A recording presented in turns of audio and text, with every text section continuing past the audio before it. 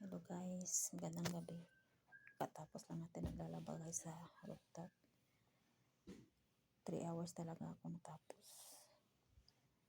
Alas 9 ako natapos, alas 9 ng gabi guys. Pero ngayon, pagkatapos ng sampay natin, ito naman ang gagawin ng katulong.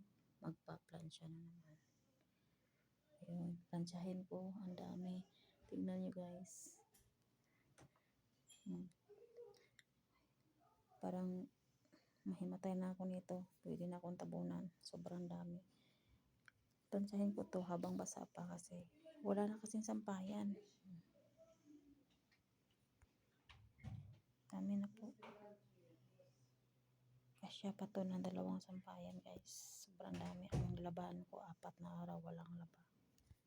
Kaya ayun, ang mabalansa talaga.